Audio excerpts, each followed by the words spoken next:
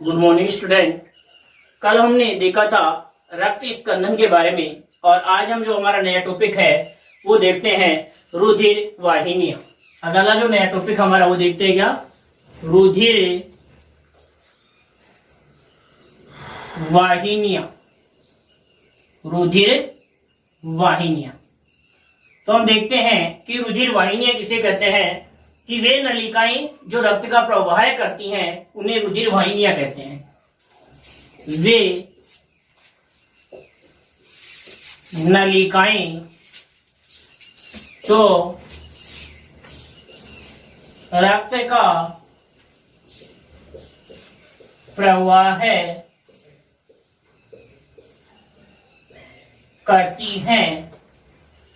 उन्हें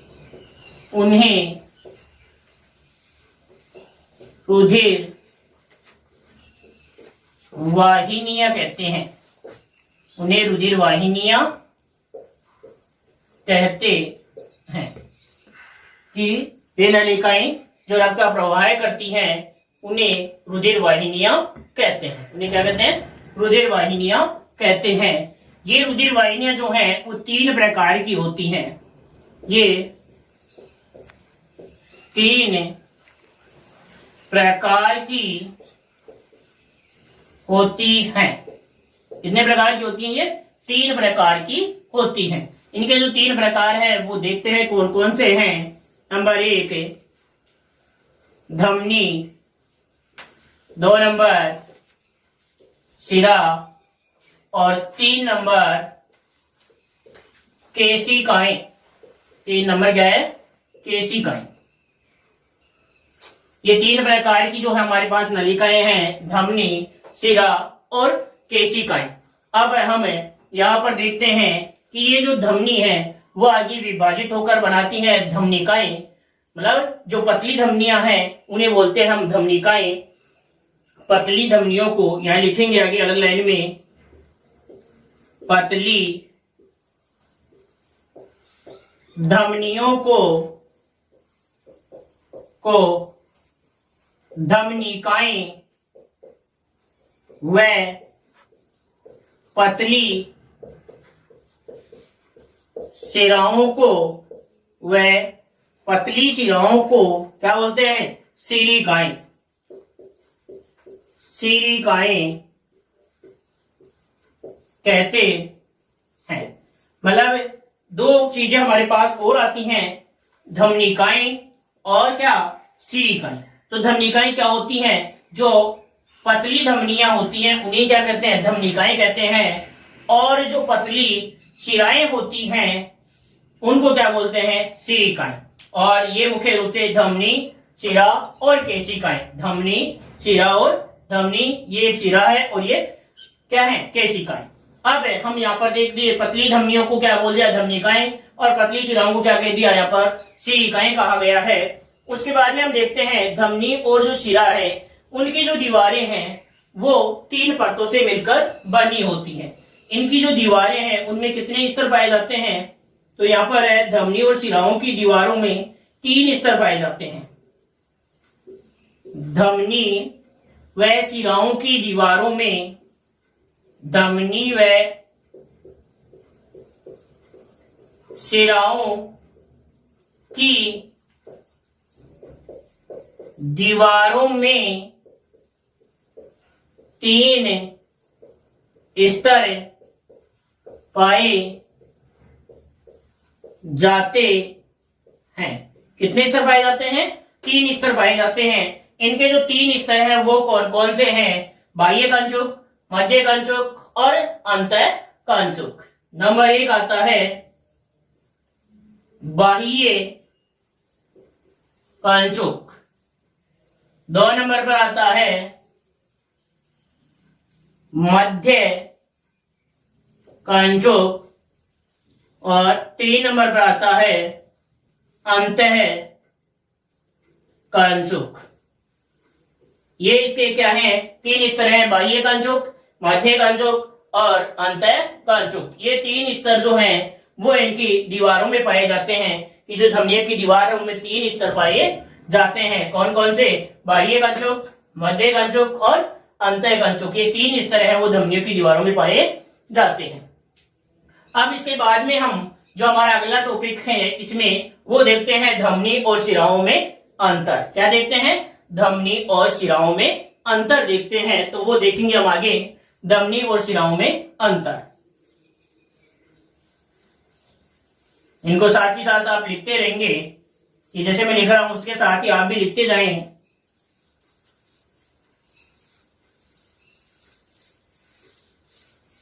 आगे हम देखते हैं धमनी और शिराओं में अंतर। तो आगे आप पॉइंट डालेंगे, धमनियों एवं शिराओं में अंतर। धमनियों एवं शिराओं में, धमनियों एवं शिराओं में अंतर। धमनियों एवं शिराओं में अंतर देखेंगे हम। क्या देखेंगे? धमनियों एवं शिराओं में अंतर देखते हैं। तो अब धमनियों और शिराओं में जो अंतर देख रहे हैं उसमें आप बीच में एक लाइन खींच लेंगे और एक तरफ तो लिख लेंगे क्या? धमनी, धमनी, और एक तरफ क्या लिख लेंगे? शिरा। क्या लिख लेंगे? शिरा। एक तरफ लिखेंगे धमनी और एक तरफ क्या लिखेंगे? शिरा। अब देखेंगे हम यहां पर इनमें अंतर। इस तरफ शिरा लिख रहा हूं, उस तरफ धमनी। आप किधर भी लिख सकते हो, कोई दिक्कत नहीं है। शिरा और धमनी, शिरा और धमनियों में क्या देख रहे हैं हम? अंतर देख रहे हैं। अब यहां पर जो मैं इसका पहला अंतर देख रहा हूं, रंग देखें तो ये नीले रंग की दिखती हैं और ये हल्के गुलाबी रंग की दिखती हैं। अगर हम इनका रंग देखें तो ये कैसी दिखती हैं? ये नीले रंग की होती हैं और वो हल्के गुलाबी रंग की होती हैं। तो इसमें लिखेंगे ये नीले रंग की होती है। मतलब हमारी जो यहाँ पर दिखती है, हमारे हाथों में ये दोनों से ऊपर दिख रही हैं, ये नीला नीला रंग दिख रहा है, वो क्या होती हैं? शिराएं होती हैं। तो ये कैसी होती है? ये नीले रंग की होती हैं। और ये कैसी होती हैं? ये हल्के गुलाबी रंग की होती हैं। ये हल्के गुलाबी रंग की होती हैं। ये हल्के गुलाबी रंग की होती हैं। फिर दूसरा अगर हम इसका अंतर देखें तो ये क्या कार्य करती है बताओ? शिराएं रक्त को शरीर के विभिन्न भागों से क्या करती हैं? हृदय की ओर लाती हैं। और ये क्या करती हैं? रक्त को हृदय से दूर ले जाती हैं। तो इसका जो ये अंतर है वो क्या कहेगा कि ये रक्त को हृदय की ओर लाती हैं। ये रक्त को हृदय की ओर लाती हैं और ये रक्त को हृदय से दूर ले जाती हैं। ये दूसरा अंतर लिखेंगे हम कि ये रक्त को हृदय की तरफ लाती हैं। ये रक्त को हृदय की तरफ लाती है। ये रक्त को हृदय की तरफ लाती हैं और उसमें क्या लिखेंगे कि ये रक्त को क्या करती हैं? हृदय से दूर ले जाती हैं। इसमें क्या लिखेंगे? ये रक्त को हृदय से दूर ले जाती हैं। दूर ले जाती हैं। ये रक्त को हृदय से दूर ले जाती हैं और ये रक्त को हृदय की तरफ लाती हैं। ये तो रक्त को लेकर आने वाली नलिकाएं हैं, कौन शिराएं, और ये क्या है? रक्त को दूर ले जाने वाली हैं, वो क्या है? धमनियां। क्या है? धमनियां। ये दूसरा अंतर हो गया। अब हम इसका तीसरा अंतर देखते हैं। वो ये देखते हैं कि ये शरीर की सतह पर पाई जाती हैं और ये क्या पाई जाती है? गहराई में। तो ये क्या होती हैं? शरीर की सतह पर पाई जाती है। ये शरीर की सतह पर पाई जाती हैं और ये क्या पाई जाती हैं? ये गहराई में पाई जाती हैं। शिराएं हमें दिखती हैं लेकिन धमनियां हमें दिखाई नहीं देती। तो ये तो क्या होती है? शरीर की सतह पर पाई जाती हैं और ये गहराई में पाई जाती हैं। ये गहराई में पाई जाती हैं और ये शरीर की सतह पर पाई जाती हैं। अपवाद है हमारे पास एक रेडियल धमनी है, वो सतह पर पाई जाती है। यहां पर इसमें लिख लेंगे अपवाद, अलग पेन से, रेड पेन से या अलग कोई पेन से आप लिखें जिससे दिख जाए आपको अपवाद स्पष्ट है कि एक रेडियल धमनी होती है। रेडियल धमनी जो कलाई में पाई जाती है, जिसको हम नाड़ी बोलते हैं, वो क्या पाई जाती है? रेडियल धमनी। रेडियल धमनी सतह पर पाई जाती है। रेडियल धमनी सतह पर पाई जाती है। रेडियल धमनी है वो कहां पर पाई जाती है? सतह पर पाई जाती है। फिर हम आगे देखें कि इनमें क्या होता है? अशुद्ध रक्त बहता है और इनमें क्या होता है? शुद्ध रक्त बहता है। ये धमनियां हैं उनमें ऑक्सीजनित रक्त बहता है और शिराओं में अनऑक्सीजनित रक्त बहता है। देखो यहां पर इनमें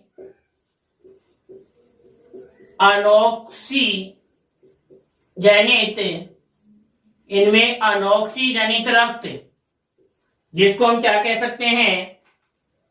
फर्स्ट में लिख सकते हैं अशुद्ध रक्त, अशुद्ध भी बोल सकते हैं उसको, अशुद्ध रक्त। क्या कह सकते हैं? अशुद्ध रक्त। इनमें अनऑक्सीजनित रक्त बहता है, बहता है। इनमें अनऑक्सीजनित रक्त बहता है और उसमें क्या लिखेंगे कि इनमें ऑक्सीजनित रक्त बहता है। क्या करता है? इनमें ऑक्सीजनित रक्त बहता है। इसमें क्या लिखेंगे? इनमें ऑक्सीजनित, इनमें ऑक्सीजनित रक्त बहता है। इनमें ऑक्सीजनित रक्त बहता है और इनमें कौन सा था? अनऑक्सीजनित रक्त बहता है। इनमें ऑक्सीजनित रक्त है और इनमें क्या है? अनऑक्सीजनित रक्त बहता है। अब यहां पर हम देखें, अगर अपवाद देखें यहां पर, तो जो फुफ्फुसीय शिरा होती है उसमें शुद्ध रक्त बहता है, तो वो अपवाद है इसका। और इसमें हम देखें फुफ्फुसीय धमनी, तो उसमें क्या होता है? अशुद्ध रक्त बहता है। तो इसका जो अपवाद देखें, इसका क्या देखें हम? अपवाद। तो वो अपवाद क्या है? फुफ्फुसीय शिरा में क्या होता है? शुद्ध रक्त बहता है, शुद्ध रक्त बहता है। और इसका अपवाद देखें हम, इसका अपवाद देखें तो क्या लिखेंगे? फुफ्फुसीय, फुफ्फुसीय धमनी में अशुद्ध रक्त बहता है। कि जो हमारी फुफ्फुसीय धमनी है उसमें अशुद्ध रक्त बहता है, बाकी सभी धमनियों में कैसा होता है? ऑक्सीजनित। ये ऑक्सीजनित लिखा है, उसके कोष्टक में आप क्या लिख सकते हो? शुद्ध। कैसा रक्त बहता है? शुद्ध रक्त बहता है सभी धमनियों में, केवल किसको छोड़ करके? फुफ्फुसीय धमनियों को छोड़ करके। इनमें क्या होता है? सभी शिराओं में अशुद्ध रक्त बहता है, केवल किसको छोड़ करके? फुफ्फुसीय शिराओं को छोड़ करके। किसको छोड़ करके? फुफ्फुसीय शिराओं को छोड़ करके, जिनमें कैसा रक्त बहता है? शुद्ध रक्त बहता है। तो अभी ये उतार लेंगे, फिर हम आगे देखते हैं अगले जो अंतर हैं वो देखते हैं इसके कि किस प्रकार से आगे के जो अंतर हैं वो आगे हमें देखें। तो ये उतार लिया, तो आगे हम मिटा रहे हैं इसको। देखें अगला अंतर हम देखें,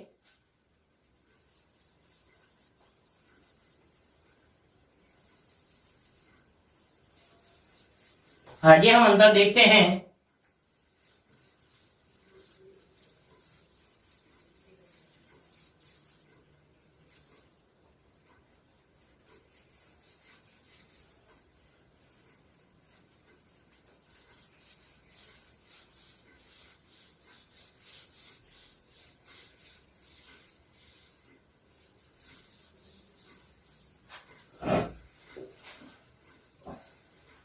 अगला हम अंदर देखते हैं कि इनकी जो दीवारें हैं वो पतली होती हैं। शिराओं की दीवारें क्या होती हैं? पतली।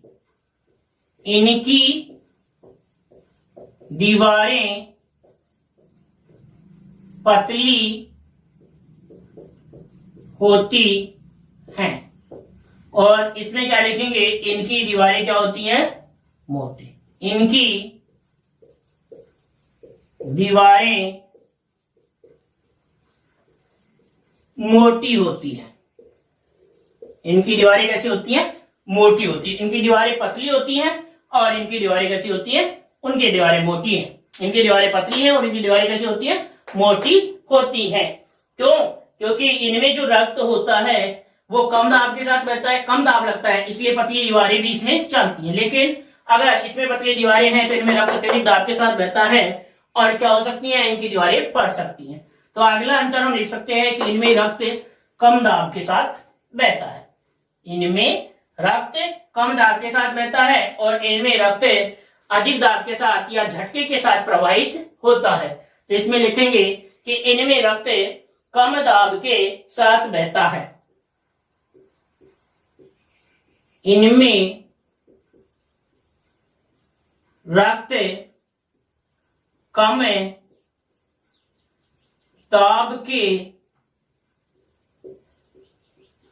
साथ बहता है।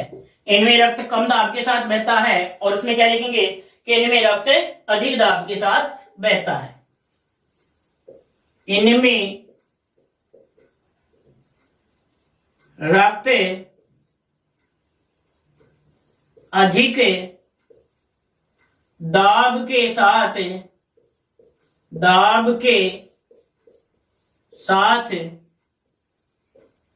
बहता है। इनमें रक्त अधिक दाब के साथ बहता है और इनमें रक्त क्या होता है, कम दाब के साथ बहता है। अगला जो हम अंतर देखें कि इसमें देखा कम दाब के साथ बह रहा है, उसमें क्या हो रहा है, ज्यादा दाब के साथ रक्त बहता है। आगे हम देखें कि ये क्या होती है, खाली होने पर चिपक जाती हैं। धमनियां में अगर रक्त नहीं हो तो धमनियां क्या हो जाती है, चिपक जाती हैं, लेकिन शिराएं रक्त में नहीं होने पर चिपकती नहीं है। रक्त नहीं होने पर क्या नहीं होती है, चिपकती नहीं है। तो अभी हम इसमें लिखेंगे अगला अंतर कि ये खाली होने पर चिपक जाती हैं और ये खाली होने पर चिपकती नहीं है। ये खाली होने पर क्या हो जाती है, चिपक जाती हैं। इसमें लिखेंगे क्या, ये खाली होने पर चिपकती नहीं है। ये खाली होने पर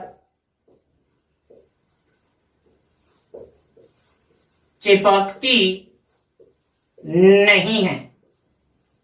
ये खाली होने पर चिपकती नहीं है और ये खाली होने पर क्या हो जाती है, चिपक जाती हैं। मतलब क्या हो जाती है, पिचक जाएंगी। अगर इनमें दबाव नहीं होगा, रक्त नहीं होगा तो ये पिचक जाएंगी और ये खाली होने पर पिचकती नहीं है, क्योंकि इनकी दीवारें क्या होती है, मोटी होती है।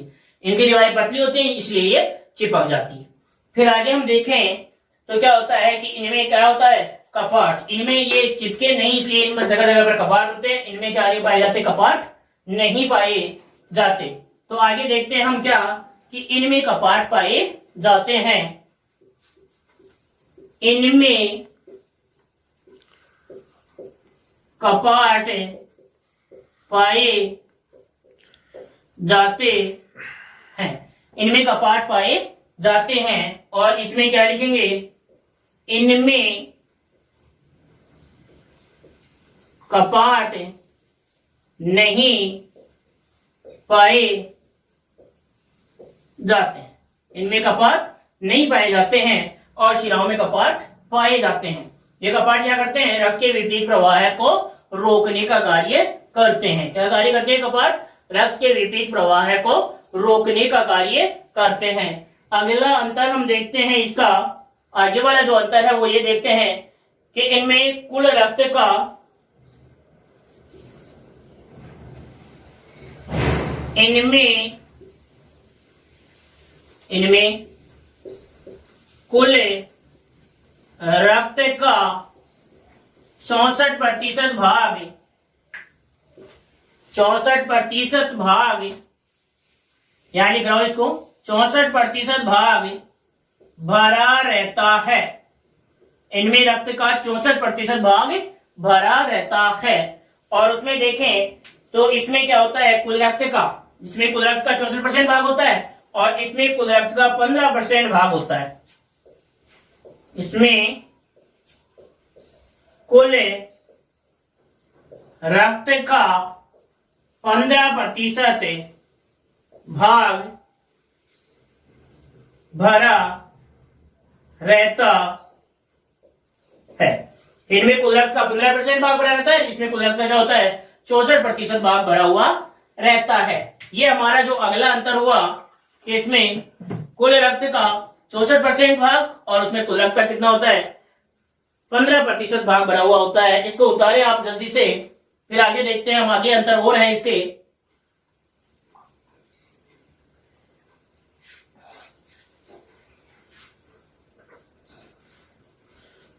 इसको मिटा देते हैं, आगे देखेंगे फिर। ये यहां लिख लिया ना, इसमें कुल रक्त का 64% भाग भरा रहता है।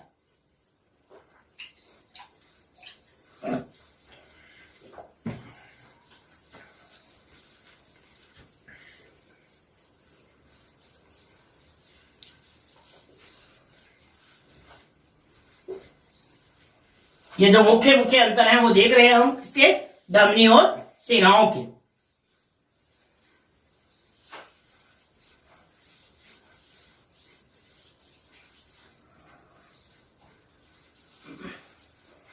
अगला अंतर हम देखते हैं कि इनकी गुहा बड़ी होती है, इनकी गुहा बड़ी होती है। मतलब इनकी जो ये नलिकाएं हैं ना, तो ये जो इनका ये जो गुहा है, ये जो इनका व्यास है वो क्या होता है, बड़ा, और इनकी गुहा क्या होती है, सकरी होती है। इनकी गुहा क्या होती है, सकरी होती है, या उसको आप कह सकते हो कम चौड़ी। इनकी गुहा होगी वो क्या होगी, कम चौड़ी गुहा होगी। ऐसे इनकी गुहा चौड़ी है और इसकी गुहा क्या है, सकरी। तो इसकी गुहा क्या होती है, बड़ी होती है, और इनकी गुहा क्या होती है, सकरी होती है। यह अंतर हो गया। उसके बाद में हम अगला अंतर देखें इसका, तो वो अंतर अगला है क्या, कि इनका निर्माण जो है वो सिलिकाओं के मिलने से होता है। देखना कि जैसे हमारे शरीर में ये पतली पतली शिलिकाएं हैं, ये शिलिकाएं आगे जाकर आपस में जुड़ करके एक बड़ी शिला का निर्माण कर लेती हैं और फिर वो हृदय की तरफ आ रही हैं। ये तो क्या है कि छोटी छोटी शिलिकाएं मिलकर के इनका निर्माण कर रही है शिला का, बड़ी शिला का। लेकिन अगर हम धमनियों में देखें तो धमनी है वो हृदय से शुरू हो रही है और वो आगे जाकर विभाजित हो जाती है और धीरे धीरे जाकर वो किसमें बढ़ जाती है, धमनिकाओं में बढ़ जाती है। किसमें बढ़ जाती है, धमनिकाओं में बढ़ जाती है। तो इसमें तो क्या है, शिलिकाएं मिलकर शिलाओं का निर्माण कर रही है और उसमें धमनियां किसमें विभक्त हो जाती हैं, धमनिकाओं में विभक्त हो जाती हैं। तो अगला अंतर हम लिखेंगे, अगले अंतर में हम लिखेंगे कि इनका निर्माण शिलिकाओं के मिलने से होता है। इनका निर्माण शिलिकाओं के मिलने से होता है। इनका निर्माण शिलिकाओं के मिलने से होता है। और उसमें हम देखेंगे कि ये विभाजित होकर, इसमें क्या था कि ये धमनियां विभाजित होकर किसका निर्माण करती है, धमनिकाओं का। तो इसमें लिखेंगे ये विभाजित होकर धमनिकाओं का निर्माण करती हैं। ये विभाजित होकर किसका निर्माण करती है, धमनिकाओं का निर्माण करती हैं। फिर आगे देखते हैं कि इनमें जो रक्त है वो समान गति से बहता है और उनमें रक्त किसके साथ, झटके के साथ बहता है। इनमें रक्त समान गति से बहता है, इनमें रक्त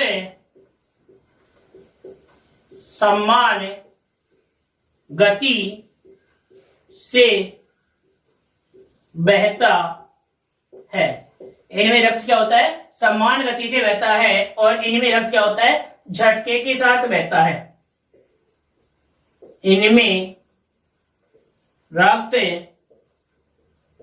झटके के साथ बहता है। क्या होता है, इनमें रक्त और झटके के साथ बहता है, इनमें रक्त समान गति से बहता है। ये हमने प्रमुख जो धमनियों और शिराओं के जो अंतर देखे हैं वो देखे। अब हम यहाँ पर एक मुख्य चीज मैं ये और देखता हूं कि जैसे सुना है कि मृत्यु के बाद व्यक्ति का जो शरीर है वो नीला पड़ जाता है, तो किसके कारण पड़ता है कि मृत्यु के पश्चात उसका जो सारा का सारा रक्त है वो किस में आ जाता है, शिराओं में आ जाता है। किस में आ जाता है, शिराओं में आ जाता है। इसलिए व्यक्ति का जो शरीर है वो कैसा पड़ जाता है, नीला पड़ जाता है। कैसा पड़ जाता है, व्यक्ति का शरीर नीला पड़ जाता है। किसके कारण, मृत्यु के बाद में उसका पूरा का पूरा जो रक्त है वो शिराओं में आ जाने के कारण उसका जो रक्त है या उसका जो शरीर है वो नीला पड़ जाता है। अब हम देखते हैं किसके बारे में, यह हमारा धमनी और शिराओं में अंतर पूरा हुआ। अब देखते हैं हम हृदय के बारे में। किसके बारे में देखते हैं, हृदय के बारे में, हार्ट के बारे में देखते हैं। हम हृदय या हार्ट के बारे में देखते हैं। हमारा जो पॉइंट है वो है अब हृदय। उसके बारे में हम सामान्य जो जानकारी है वो देखते हैं। हृदय की क्या देखते हैं, सामान्य जानकारी देखते हैं हम हृदय की।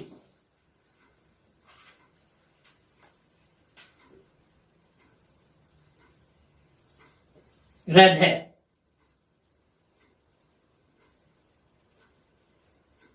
क्या बोलते हैं इसको, हार्ट। क्या बोलते हैं हृदय को, हार्ट कहते हैं। और जो इसका अध्ययन है उसको कहते हैं कार्डियोलॉजी। इसका जो अध्ययन करते हैं उसे क्या बोलते हैं, कार्डियोलॉजी। तो ये लिख लेंगे लाइन है, इसके अध्ययन को कार्डियोलॉजी कहते हैं। इसके अध्ययन को कार्डियोलॉजी कहते हैं। इसका जो अध्ययन होता है उसे क्या नाम दिया गया है, कार्डियोलॉजी। मतलब जिस शाखा में हम हृदय का अध्ययन करते हैं उस शाखा को कहते हैं क्या, कार्डियोलॉजी कहते हैं। उसे क्या कहते हैं, उसे कार्डियोलॉजी कहते हैं। उसके बाद में हम देखते हैं कि जो ये हमारा हृदय है वो कैसा होता है। तो ये हमारा हृदय एक पेशीय अंग है। इसकी उत्पत्ति मेसोडर्म से होती है।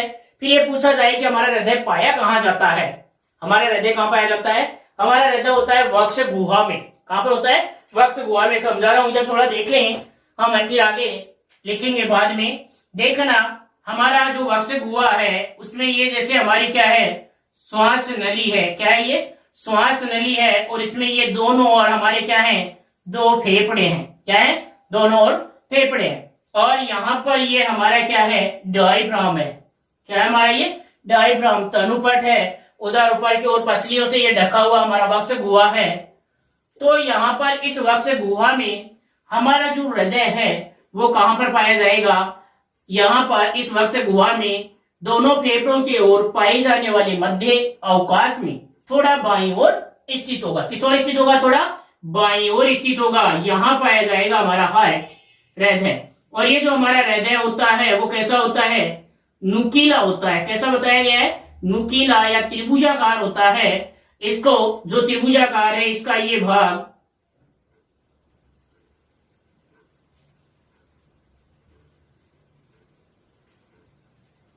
इस प्रकार का हमारा ये हार्ट होता है, हृदय। तो ये हृदय कहाँ पाया जा रहा है, कहाँ स्थित है, वक्ष गुहा में थोड़ा बाईं ओर। वक्ष गुहा में दोनों फेफड़ों के मध्य पाए जाने वाले मध्य अवकाश में थोड़ा बाईं ओर स्थित होता है। कैसा आकार है इसका, बंद मुट्ठी के आकार का। हमारी जो बंद मुट्ठी है इतने आकार का हमारा क्या होता है, हार्ट होता है, हृदय होता है, बंद मुट्ठी के आकार का।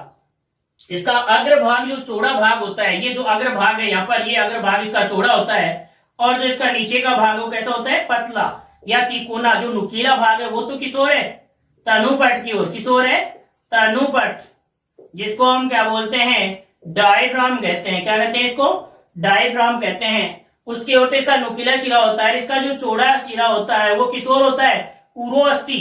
किस ओर होता है, उरोअस्थि किसकी ओर बताया गया है? उरोअस्थि की ओर इसका जो चौड़ा शिरा होता है वो उरोअस्थि की ओर होता है, और नुकीला शिरा किसकी ओर होता है? औसत शिरा है वो तनुपट की ओर होता है। तो इसकी जो ये उरोअस्थि बताई गई है, क्या बताया गया है? उरोहस्थि, उसकी ओर, ये ऊपर की ओर उरोअस्थि यहां पर स्थित होती है, स्टर्नम कहते हैं इसको। तो यहां पर ये इसका चौड़ा जो शिरा है वो पाया जाता है। अब हम यहां पर आगे देखते हैं इसमें कि जो ये हमारा हृदय है उसका रंग देखें तो कैसा होता है? हल्के गुलाबी रंग का। कैसे रंग का होता है? गुलाबी रंग का होता है। कैसे रंग का बताया गया है? गुलाबी रंग का ये हृदय होता है। फिर अगर हम देखें तो जो हृदय के प्रकार देखें तो हृदय दो प्रकार के होते हैं, एक तो होता है मायोजेनिक और एक होता है न्यूरोजेनिक। हृदय के प्रकार देखें तो एक तो होता है न्यूरोजेनिक। न्यूरोजेनिक, न्यूरो का मतलब क्या होता है? तंत्रिका, तो इसको हम बोल सकते हैं दूसरा नाम तंत्रिका जनित। कि ऐसा हृदय जिनका नियंत्रण किसके द्वारा हो? तंत्रिका के न्यूरॉन, तंत्रिका के न्यूरॉन के द्वारा जिसका नियंत्रण हो उसे न्यूरोजेनिक हृदय कहते हैं। और ये न्यूरोजेनिक हृदय पाया जाता है किसमें? कॉकरोच। किसमें? कॉकरोच में पाया जाता है। और अगर दूसरा हृदय का प्रकार देखें तो दूसरा प्रकार होता है मायोजेनिक। दूसरा प्रकार कौन सा होता है? मायोजेनिक, कि जिसमें हृदय का नियंत्रण स्वयं हृदय के द्वारा होता हो या हृदय की पेशियों के द्वारा होता हो, उसे कहते हैं मायोजेनिक। और जो इस प्रकार का जो हृदय है वो पाया जाता है किसमें? स्तनधारियों में। किसमें पाया जाता है? स्तनधारियों में पाया जाता है। इस प्रकार का हृदय किसमें पाया जाता है? स्तनधारियों में। फिर अगर हम इसका वजन देखें तो जो ये हृदय होता है, हार्ट होता है, दिल होता है, वो किसका बड़ा होता है? बताइए किसका बड़ा होता है? पुरुषों का या स्त्रियों का? किसका दिल बड़ा होता है? तो किसका होता है? पुरुषों का बड़ा होता है। किसका होता है? पुरुषों का बड़ा होता है। पुरुषों का जो हार्ट होता है वो 350 ग्राम का होता है, और महिलाओं का जो हार्ट होता है वो 250 ग्राम का होता है। पुरुषों के हार्ट का वजन 350 ग्राम और महिलाओं के हार्ट का वजन बताया गया है कितना? 250 ग्राम होता है। ये किसके बारे में है? इसके वजन से संबंधित जो बात है वो बताई गई है।